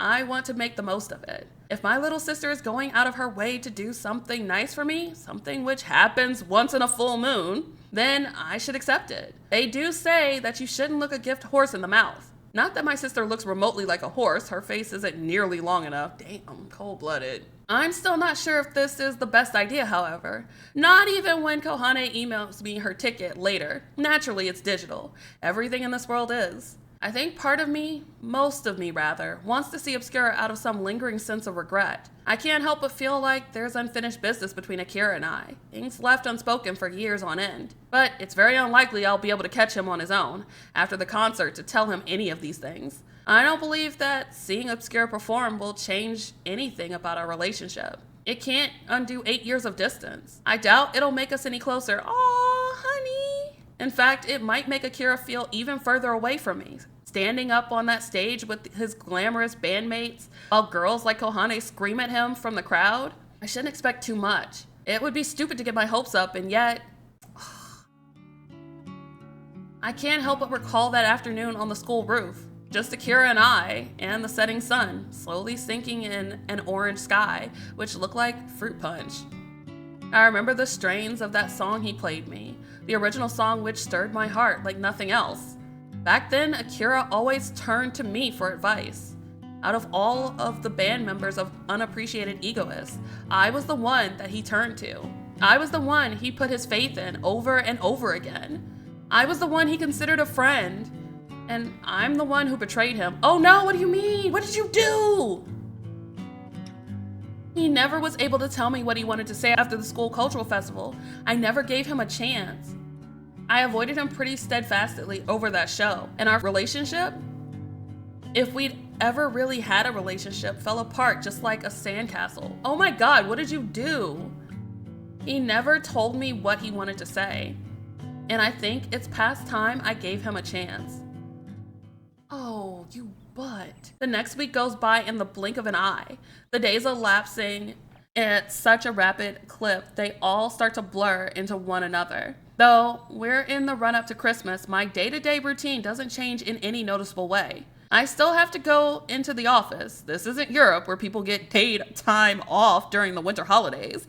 And I'm still expected to work a 9 to 5. Ugh, gross. I have to endure Sasayama's crass, coarse humor, which I've never found all that funny. And I have to take a bunch of phone calls without sounding like I want to off myself. Relatable. It's a huge pain, so much so, it almost takes my mind off the bubbling anxiety about Obscure's upcoming concert. I'm able to distract myself well enough at work since I have so much Well, work to do. My schedule hasn't slowed down at all now that we're in Q4. If anything, it's gotten even worse, but it's harder at home. I find myself listening to Obscure's whole discography on repeat, from Gray Flowers for a Gloomy Girl up to Polychromia, wondering whether there are any secret meanings in their older tracks, wondering what Akira was trying to communicate. Did he want to communicate anything at all? I never used to put much stock in Obscure's lyrics. They tended to blend together for me, but now, in the lead up to their gig, their songs feel significant in a way they haven't before. There's something plaintive in the way their lyrics, something melancholic. Akira doesn't compose all of their songs. Toa sometimes pitches in, but he does write all of Obscure's lyrics. Surely he was trying to say something with Obscure's vast discography. Eternal Autumn really does make me wonder. It sounds too much like that nameless song Akira played for me on the school rooftop for it to be a coincidence. But that doesn't signify that all of his songs are about me. Hell, it doesn't even signify that Eternal Autumn is about me. Though I always have wondered about that song. It's very specific in its imagery. The school roof, the gray concrete, and the shadows stretched out like unfurling fingers. But searching for references to myself amongst these older tracks seems almost helplessly egotistical. Am I thinking about things too much? Yes. Wait, don't answer that. I'm sure the answer is yes.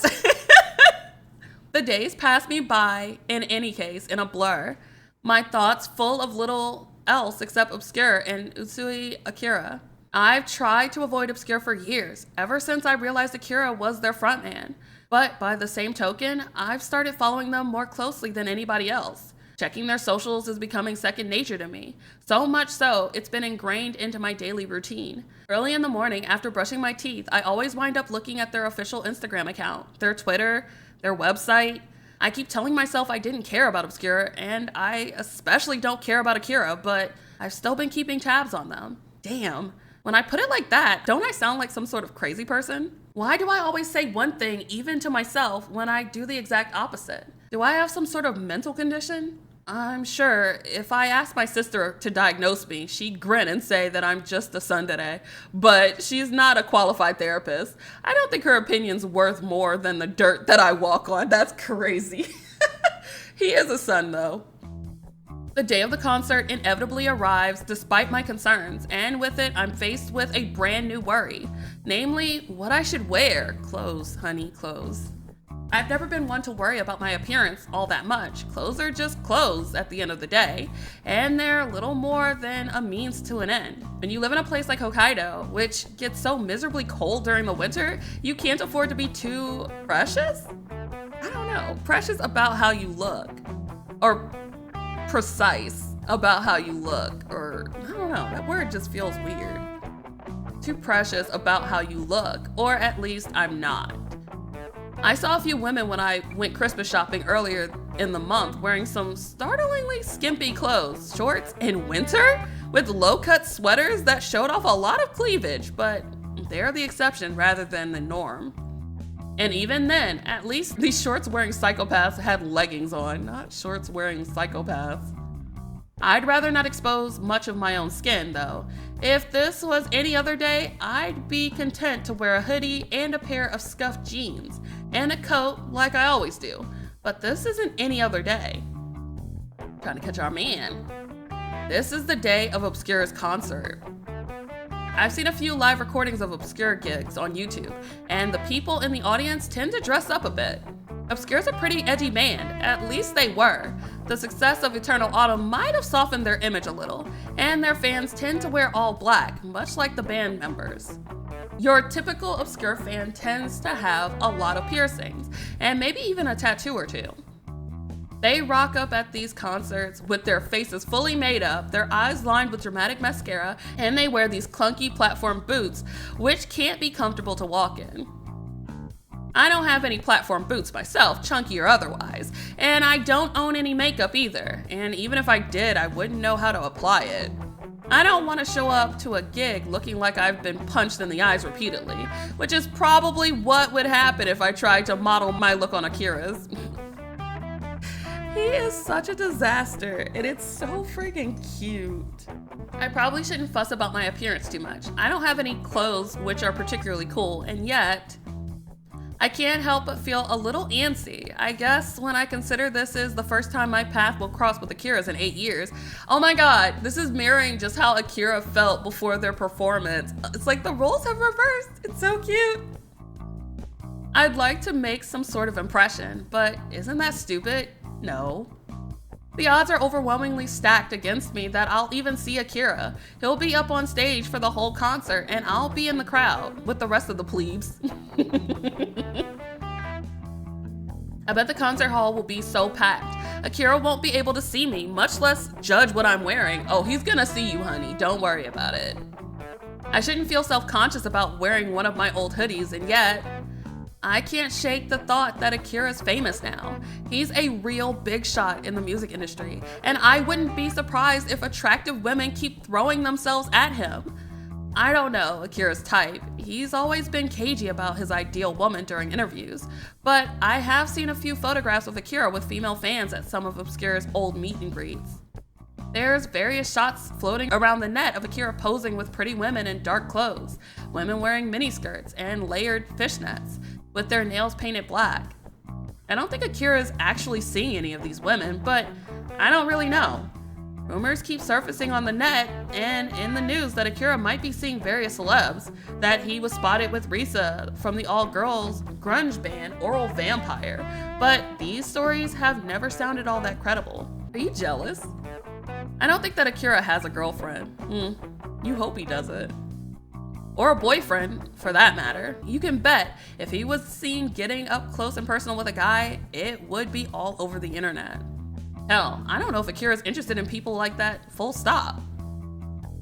He never seemed all that fussed about the prettier girls in our year back when we were at school. Ryo's funny friend Nanami and her friend Isuzu, and all of the other popular girls whose names and faces I can't remember anymore. Kay would sometimes bring up girls when we were supposed to be practicing despite having a girlfriend, but Akira never seemed all that interested. In fact, I think the topic of romance made him pretty awkward in general. He never seemed to want to play along. I did wonder if he was gay, but surely word of that would have spread since he's become so incredibly famous. He might be asexual. I did always think he loved his guitar more than he loved any other person. Not that it matters, I guess. I do wonder for a split second if I'd have any luck catching Akira's attention if I dressed up like some of his more adoring fangirls, complete with the fishnets and miniskirt. But there's no way in hell I'd do something like that. I don't really have anything against guys wearing miniskirts. Ryo did it a couple of times during Halloween parties, and he kind of rocked it, but I don't want to do it myself. My calves are too thick for that, since I used to go cycle to and from school when I was younger. And anyways, it's -2 freaking degrees outside, that part. That's the most important part. Wearing a skirt in weather like this would be suicide. I'm not stupid, and besides, I don't own any skirts. I'd have to ask Kohane for a loan, and I doubt any of her clothes would fit me. She's quite a bit shorter than I am, and skinnier. In the end, I have to nix the skirt idea, not like I was seriously considering it, and wind up wearing the most boring outfit imaginable, a hoodie and scuffed denim trousers. He's such a nerd.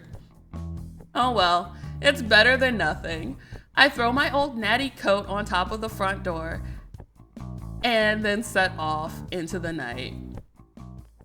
It takes me about 10 minutes to walk to the train station, quicker than usual, though that's probably because I'm going at an uncommonly fast clip. I can't quite quell my excitement, rising to the surface no matter how I try to suppress it.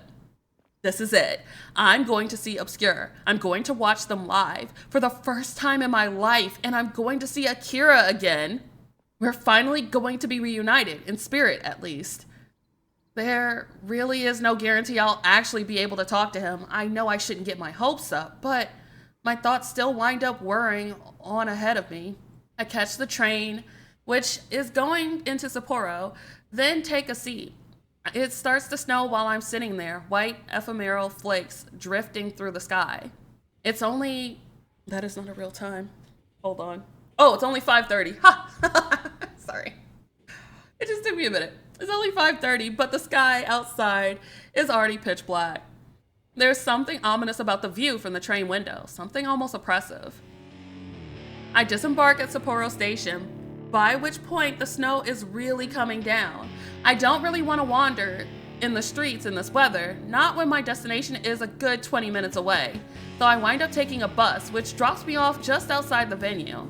I have to wait 15 minutes for the bus to come by, and it takes another 15 minutes for me to actually arrive since there's a bunch of traffic. By this point, it's about 6:10. I'm cutting it kind of close since the concert itself starts at past. I'm worried when I reach the Kyoiku Bunka Kaikon that I'll be too late, that the doors will have already closed. But to my relief, there are still a few people loitering around, waiting in line to be let in. I imagine most of Obscure's fans will have gotten here a good hour ago, maybe even 2 or 3 in advance, to buy merchandise and talk to one another. They all have been let in already, leaving only the stragglers like me, the fake Obscure fans, behind. Well, that suits me just fine. The doors for the venue aren't closed just yet, so I should be able to get inside without any issue. And it is snowing pretty hard out there. I wouldn't like to be stuck in a queue for over an hour in the cold, shivering into my coat while my fingers are at risk of falling off. I think I got here at just the right time, actually. I head over to the doors where a couple of security guards are standing, meaning to flash my ticket on my phone. Thank you, Kohane. But before I step inside, I decide I might as well take a photo of this place. It'll be nice to look back on, if anything else, and maybe Kohane would like to see some photos later. It was nice of her to give me the ticket, so I should try to take a few commemorative shots. Though whether she'll actually want to see them or not is another matter. I don't want Kohane thinking I'm doing this to get at her. Actually, I want to thank her for doing me a solid. But, well, I'm a pretty petty person, so maybe part of me wants to boast too. I take a quick photo of the venue just in case, and type up a quick tweet. Here to see Obscure, let's hope they live up to the hype. Then I upload my photo to the internet where it'll remain until the inevitable heat death of the universe. What? With my bragging completed, for the time being at least, I then pull up my ticket, which one of the guards examines. He scans it, then gives me a curt nod and ushers me inside. Oh wow, that's kind of big. I've been to the Kyobun before, even if it was a few years ago, and I mostly remember what the interior looks like. It's the same as always, a foyer with a cloakroom and a bar and a hallway which leads into the main concert hall. I shrug out of my winter coat, leaving it in the cloakroom with the whole load of other coats and bags, then step inside the hall. The last time I went to the Kyobun was to watch a play with my parents, and the vibe then was very different to the current one. Back then, the venue was brightly lit, and most of the attendees were people my parents' age. Well-dressed, middle-aged men in suits and women with their hair piled up on their heads, wearing fancy earrings. The clientele at this particular event, however, is markedly different from the audience. A production of the Mikado yields. The vast majority of people present in the concert hall are about my age, young men and women, though it seems to be mostly women, wearing black with striking eye makeup and a lot of piercings. The Kyobun's interior is a little like a theater, with a lot of plush red chairs installed, but there aren't many people sitting down. Most people are on their feet, nursing drinks, staring at the stage for the show to start. Gosh, I should drink some tea. The band's not appeared on stage yet, but their equipment is set up already. The drum kit, the mic stand, and a bunch of amps. There's this smooth flat screen TV at the back of the stage, several of them actually, which must have been wired up so people in the back of the venue can get a better view of the band when they're performing, though these screens aren't turned on yet. It's another 5 minutes or so until Obscure are slated to get onto the stage, and the excitement in the air is palpable. I can hear people whispering as I slide into my designated seat, row K, seat 12. There are 2 women next to me fiercely debating who the best member of Obscure is, Akira or Caleb, and a few people are even listening to Obscure songs on their phones. I have to wonder why they're bothering when we'll be seeing the real deal soon enough, but maybe they want to refresh themselves on some of the songs. In any case, I'm one of the few people here on my own. I don't have anybody to chat with about who the hottest member of Obscure is, not that I would do that even if I could, and I don't feel like looking them up on my phone right now. That would be a little too much Obscure even for me. I'm content to wait. Well, that's what I tell myself, but I think I'm a little too on edge to feel properly content. This venue really is packed. It's not the biggest venue a band has ever played, I'm sure. 2,000 seats is nothing compared to the Budokan, which can fit almost 15,000 people, but it's not nothing. It's better than playing in a gymnasium, at least, during the shitty school cultural festival. Akira sure has gone up in the world. Man, this sure does take me back. A flashback. When I was in school, I used to dream about performing in places like this. I had fantasies of going on tour with the unappreciated egoist and standing on stage just like this one, brightly lit with a crowd of adoring fans cheering me on. I don't know if I ever believed these fantasies of mine would ever come true. I've always been a realist, or as Kohane says, a pessimist, but it was nice to imagine. It was a daydream I'd escape to in the middle of math class when I found the lessons especially unbearable, or when I was on the train on the way back from school, my bag resting on my lap. It was a soothing fantasy world I'd take refuge in, one where I could be the star of my very own show. I don't know if it was something I wanted too fiercely. If it was, I wouldn't have given up on being a musician like I did. But part of me still wanted it. It did hurt when I gave up on these dreams, when I scrapped my old drum kit. But maybe it didn't hurt as much as it could have. Maybe it didn't hurt as much as it should have. Maybe I didn't care enough after all. In fact, I'm sure I didn't care enough, because if I had, I wouldn't have let this opportunity, no matter how small, slip through my fingers. I wouldn't have given up on everything. If I'd kept trying, perhaps I would be the one ready to go on stage, rather than the one standing in the audience. If only I'd done this. If only I'd done that. Oh my gosh, the regrets. Ah, honey. If only. Oh, it's time. Is it starting? Look, the lights are going off. Are they gonna come out? Where's Caleb? What about Rosario? But I'm soon drawn out of my self-pitying musings by the murmurings of the crowd. These murmurs begin initially as breathy whispers, soft and plaintive, but they soon erupt into full-blown screaming, stomping feet, and excitable cheers. Yeah! Oh my god, ew. It looks like the members of Obscure have finally made an appearance. 4 men appear on the darkened stage: the dashing blonde Caleb, the rakish rogue Rosario, the unremarkable Toa, who nobody seems to cheer for. That is so friggin' rude. Akira, I love you. Screech. Look over here. You're the best. And Akira. Oh, he hot. Hold on. Damn, Akira is fine. That's the same nerd? Wow. Gosh, Haruto, you fumbled. He takes his place at the front of the stage before his retractable microphone. The lights come on once more, flooding the venue with light. Once again, the crowd screams in anticipation. And then, wow, hey there, my little lost lambs. Did you come here just for us? Wow, that's so corny. Akira speaks into the microphone, his voice lower than I remember it, decidedly more sensuous. What is this? Since when was he so confident? Akira doesn't stammer as he addresses his audience, and neither does he seem at all embarrassed by this form of address. My little lost lambs? The Akira I know never would have come out with a corny line like that. I think he would have died before daring to address a large crowd like this as his lambs, but the audience seems to be eating it up. A girl standing next to me screams so loudly, I'm worried my eardrums will burst. Another woman in front of me, meanwhile, lifts to one side. It looks like she's at serious risk of collapsing from the sheer magnetic force of Akira's stage presence, but she has a friend there to catch her. It's so funny.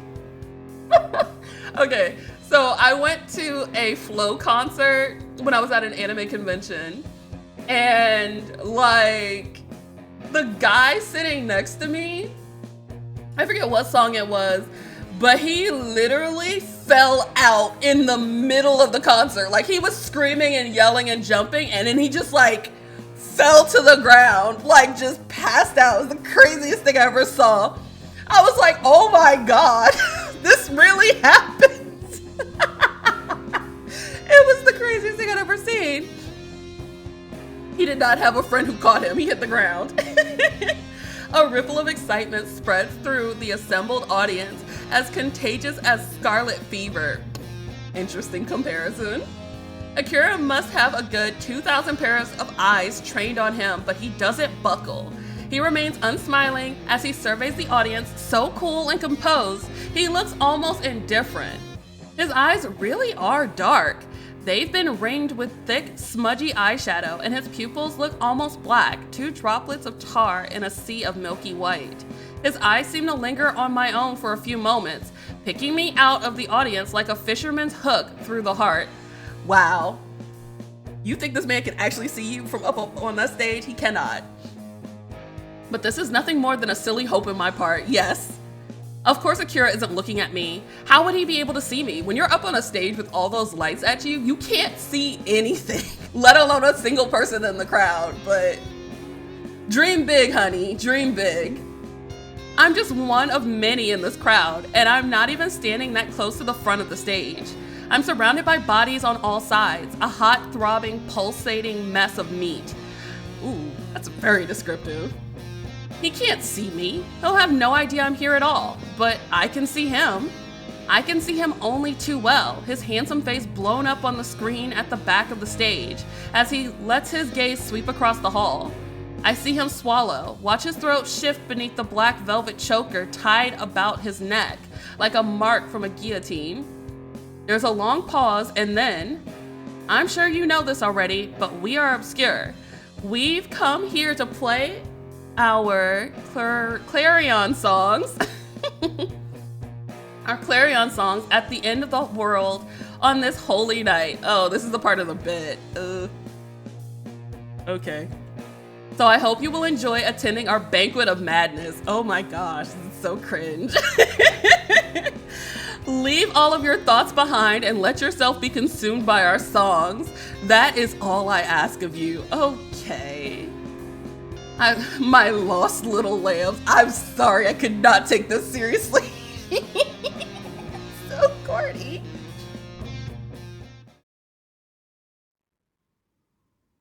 In retrospect, I'm not really sure why I decided to watch Obscure perform. All it's done is made me realize, like I didn't realize it already, just how big the gap, no, the chasm between us has become. I knew Obscure was popular, but seeing Akira stand on stage being swooned over by thousands of girls has put things into perspective. Akira really has made it now. Obscure are one of the most well-known rock bands in Japan now, even bigger than the Blue Hearts at the height of their fame. And I freaking love the Blue Hearts. I know Rio loved the Blue Hearts too. Rio was a pretty joyless person in general, but he perked up when we used to talk about our favorite bands. The Blue Hearts came up a lot.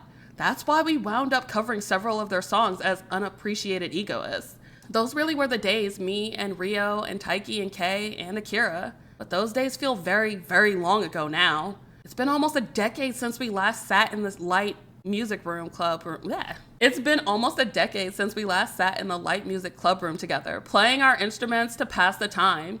We've moved on from then, or at least we should have. I doubt Rio thinks about the unappreciated egoist anymore. He was always the smart one of the group, the one with prospects, and he fucked off to medical school to become a doctor while Taiki took over his parents' business. I don't know what Kei's doing. I was never that close to him, and I guess I don't care too much. I'm sure he's doing just fine for himself though. I'd be surprised if he thinks about unappreciated egoists that much either. They've all moved on, and I should have moved on too. I shouldn't mire myself in the past like this, but I'm not a big whiskey drinker. If I'm being honest, it burns when it goes down, and the aftertaste is unpleasant. Don't knock it till you try it, friend. But right now, I just want to get wasted. I want to forget everything I just saw, Akira on stage, and all the bright lights and the adoring screams. It's all a little too much for me to process. I really should have known that this would happen. There's a reason why I've never been to an Obscure concert before, despite following them on and off for the last 5 years. Hell, I even liked some of their older stuff. Burial Rites is a great song, and so Still She Calls Me, but I never did go to see them perform. I told myself not to. I didn't want to see Akira succeed. I didn't think I could stand it. I kept my distance for my own self-preservation until tonight, of course. Why did my resolve choose to fail me now after Obscure have finally hit it big? If I'd been to see them earlier in their career, before they were popular, before the phenomenon that is Eternal Autumn happened, I doubt I would have been as shaken by their success. I'd feel a pang of envy, I guess, that it was Akira on stage being applauded by the audience, not me, but it wouldn't have hurt so much. I would have been able to endure it. If I'd seen Obscure earlier, when they were more underground, maybe I could have put that chapter of my life behind me. I could have closed my book on Akira and turned my back on him. I wouldn't have let his memory torment me so much. But I didn't do that. I was stupid, and I kept trying, stubbornly, foolishly, to ignore Obscure's steady rise in popularity. I refused to see them perform, and I tried to pretend they didn't exist, all the while Googling them obsessively. I refused to confront Akira's new fame with my own 2 eyes. Until tonight, that is. Akira and I will never be able to go back to our old school days now. That time of my life is over and done, though it never received a satisfying conclusion. Our high school days didn't fade out slowly like the last 10 seconds of a pop song. Instead, they cut off abruptly in the middle of a chord. Oh, that is so sad. That's it. Akira and I are over. You were never a thing. We finished before there was ever even an Akira and I. Before we were more than just friends. Akira's living a life I can only dream of now. And what about me?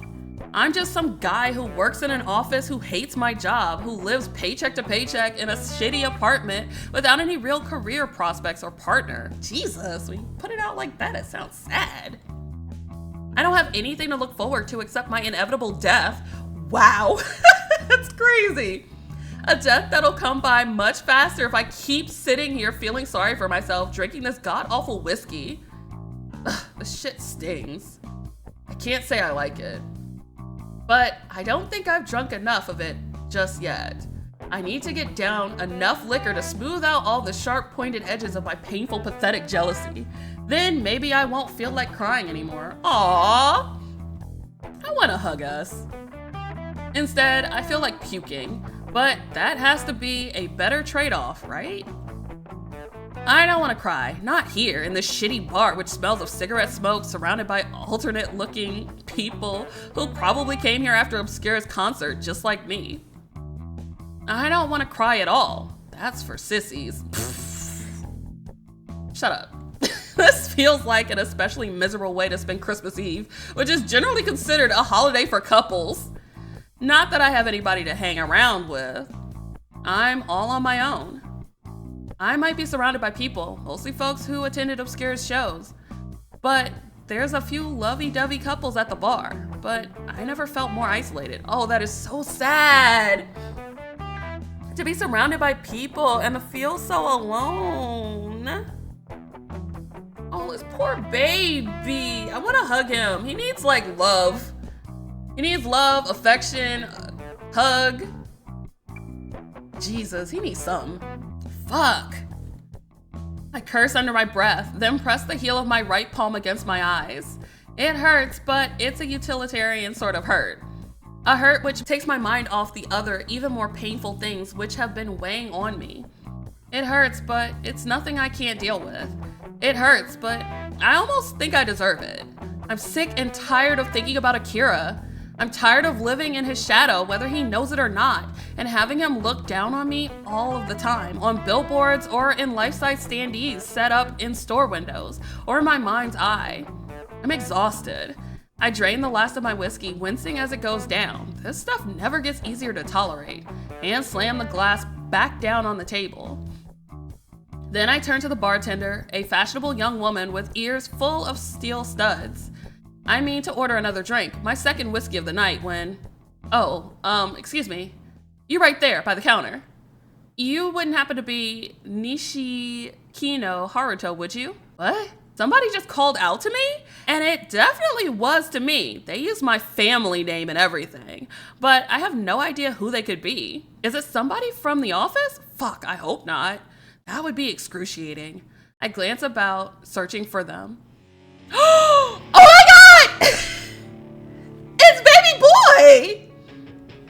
Oh shit! I never would have expected this, not in a million years, but the person standing next to me at the bar, looking more than a little sheepish it's Akira! Oh my god! He's blushing! That's right, but oh my god! Usui Akira, Obscure's frontman, and my former friend smiles at me bashfully. Yeah! He toys with his scarf and then mumbles. Would you mind not being so loud? I don't want to get spotted. Oh my god! Okay. I'm gonna save here. Yo! That is such a good spot to stop at. We finally met Akira. Oh my god! All right. Thank you all so much for coming through. I hope you had fun watching me play Antonym Obscure. I hope you had fun watching me stream today. And I hope you have a wonderful morning, afternoon, evening, whatever time it is in your neck of the woods. And I will catch you all next time. All right, y'all.